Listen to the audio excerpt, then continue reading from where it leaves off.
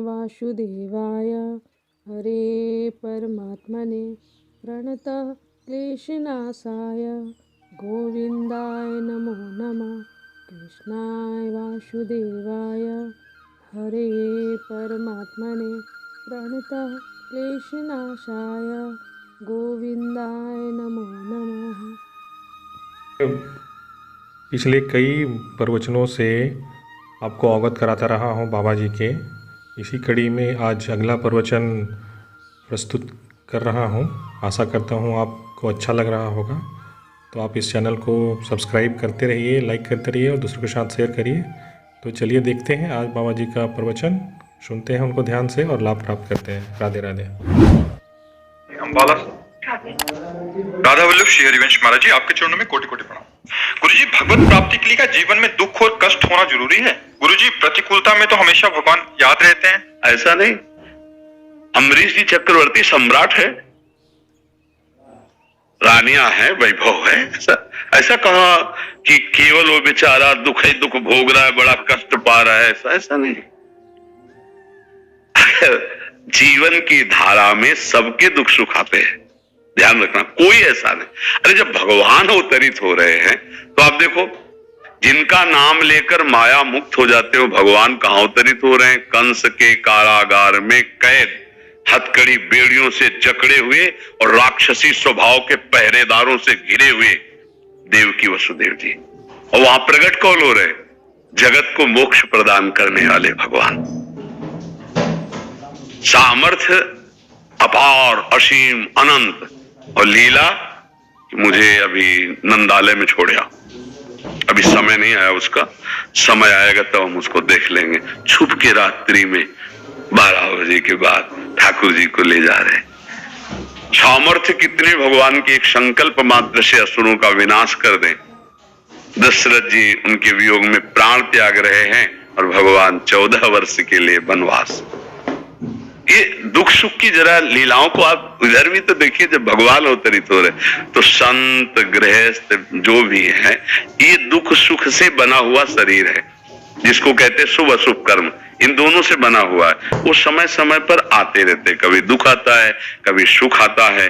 पर जो भगवान का उपासक होता है वो इस सांसारिक सुख में लिप्त नहीं होता और सांसारिक दुख में कभी दुखी नहीं होता। दोनों में सम रह करके वो आगे बढ़ता है। भगवान ऐसी सामर्थ्य देते हैं। आज अगर सत्संग सुना हो तो ये प्रश्न था कि आखिरकार संतों को दुख क्यों प्राप्त होता है, तो वहां वर्णन हुआ कि भगवान और भक्त दोनों बात प्रेम की और भाव की रक्षा की, उनको शरीर रक्षा और भोगों की रक्षा की बात ना भक्त के हृदय में होती है और ना भगवान के हृदय में होती है। इसीलिए भक्त भी नहीं चाहता और भगवान भी नहीं चाहते। उनका भाव इतना दृढ़ रहता है कि 22 बाजारों में कोड़ों से मार मार कर खाल खींच दी गई, पर हरि बोल हरे कृष्णा, एक बार भी कभी आंसू नहीं गिरा और आह नहीं निकली। ये क्या है? ऐसी सामर्थ्य किसी मनुष्य में होती है क्या? सच्चिदानंद भगवान बैठे कोड़े खा रहे हैं और दिखा रहे हैं कि मेरे भक्त की सामर्थ्य देखो। फिर बाद में सब चरणों में गिरे, बादशाह तक, ठाकुर हरिदास जी के चरणों में। ये बातें थोड़ा प्राकृतिक बुद्धि से समझ में नहीं आएंगी कि भगवान का नाम जप कर रहे, 22 बाजारों में कूड़ा मारा जा रहा है, कई तरह के ऐसे। ठाकुर हरिदास जी से पूछा तो उन्होंने कहा कि वास्तविक आपको सत्य कहते हैं, इतना भी हमें कष्ट नहीं हुआ। सारे कोड़े भगवान अपने ऊपर ले रहे थे। ये आप कैसे जान पाओगे? बाहरी केवल खिलवाड़ हो रहा था उनके साथ। वो शरीर जैसे सांप की केचुल है। अच्छा, मानो जैसे आपका पुराना कपड़ा है और उसमें 50 लाठी मारी गई, अब आपको क्या कष्ट है? ऐसे संत के शरीर का राग नष्ट हो जाता है, वो दिव्य भाव में निरंतर। अब उनके शरीर को पूजो या पीड़ा पहुंचाओ, वास्तविक कष्ट नहीं होता। अज्ञान के कारण इस शरीर को कष्ट होता है। जैसे आप थोड़ा समझिए कि जब आप सैया पे सोए होते हैं तो आपका एक स्थूल शरीर पड़ा होता है और उसको कोई कष्ट नहीं होता, लेकिन स्वप्न में यदि पिटाई हो रही है तो सैया के पड़े हुए शरीर से निकल पड़ती है, आ बचाओ। अगर कंट्रोल छूट गया तो आवाज जोर से निकल जाती है, लोग दौड़ पड़ते, क्या हुआ? और उसे जगाया, अरे ये तो मैं स्वप्न देख रहा था। तो क्या कष्ट था क्या? लेकिन कष्ट था, तभी तो चीखा था ना। तो अज्ञान के कारण जगा तो कष्ट था, ऐसे ही ज्ञान में जब जग जाता है तो कष्ट नहीं रहता। और अनंत जन्मों से हमसे अपराध हुए, उन अपराधों का भोग भी हो गया और भगवान ने हमारे भाव पुष्ट कर दिए, भगवत प्राप्ति हो गई। ऐसा नहीं कि बराबर दुखी मिलता रहता हो। अगर कोड़े लगे तो बादशाह आकर ताज उतार के चरणों में रखता है, विनय करता है, पूरी छूट देता है। आज के बाद आपको कभी कोई नहीं रोकेगा, खूब भगवान नाम कीर्तन करो। और आज भी हम उनका यश गा रहे हैं, ठाकुर हरिदास जी का यश गा रहे हैं। तो ऐसा जैसे कि भक्त को केवल दुख ही मिलता है, ऐसा तो नहीं है। ऐसा न देखा जाए कि संतों को या भक्तों को केवल दुख ही दुख मिलता है। हम तुम्हें क्या बताएं, जैसे हम आनंद की बात बताना चाहते हैं कि हमें कितना आनंद है, तो उस माँ के जिसके अकेले लड़के का ब्याह हो रहा है और फूली फूली घूम रही है, ऐसे अनंत गुना बढ़कर प्यार रहता है। मेरे प्रिया, मेरे लाल, मेरे प्रभु, क्योंकि अनंत जन्मों से बिछड़ा हुआ भगवान का अंश जो अपने अंशी के समीप तो कृतकृत्य हो जाता है, आनंद मगन। ये केवल बातों से नहीं होता, ये अंदर की बात से होता है। तो ये कोई आरोप न लगाए कि भगवान अपने जनों को दुख देते हैं।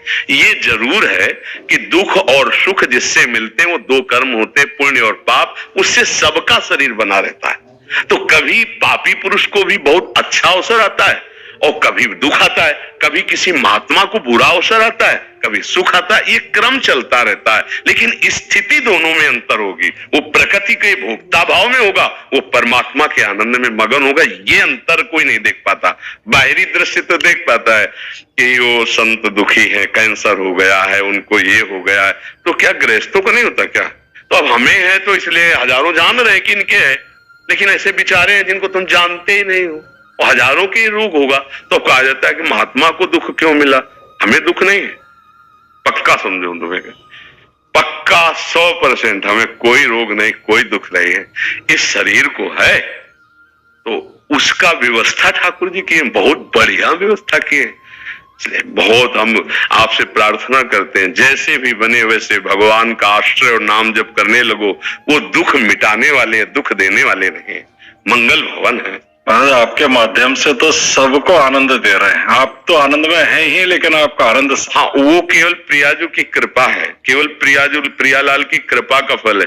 और हम आपसे सच्ची कहते हैं, हम कोई विद्वान नहीं भैया, गांव के स्कूल के कक्षा 9 पढ़े, बार बार बता रहे। जैसे हमसे कोई व्याकरण और शास्त्री और आचार्य, हम कुछ नहीं है। कक्षा 9 साइंस साइड में पढ़ के भाग पड़े थे घर से। ये जो कुछ सुन रहे हो केवल भगवान की कृपा से सुन रहे हो। कोई पढ़ाई लिखाई या हम ज्वाइन किया हो सत्संग का, कॉलेज की कैसे बोला जाता है, कैसे, कुछ नहीं। ये भगवान आप बोल रहे हो, प्रश्न कर रहे हो, भगवान हमको समझा रहे हो, हम आपको बोल रहे हैं। अब वो समझ में आपकी आ रहा है तो भगवान की कृपा समझो। हमारी समझ के परे की बात है कि आपका उत्तर दे दे। वही उत्तर दे रहे हैं, बैठे मूकम करोति वाचालम पंगुम लंघयते। महाराज अकर्ता भाव में कैसे स्थित हो सके? वैसे अकर्ता है ही, जब तक स्वरूप बोध ले होगा तब तक ये जान नहीं पाएंगे। तो इसके लिए एक उपाय करें कि जो भी कर्म करते हो भगवान को समर्पित कर दिया, कर्ता हो जाएंगे।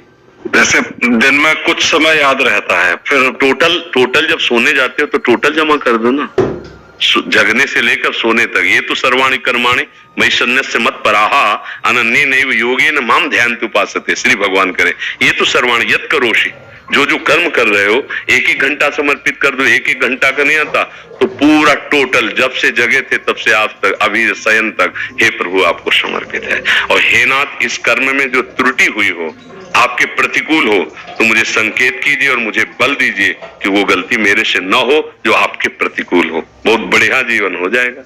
मेहदीपुर बालाजी से है, IPS का मेरा प्लान है बनने का, तो आशीर्वाद दीजिए, मार्गदर्शन कीजिए उसका।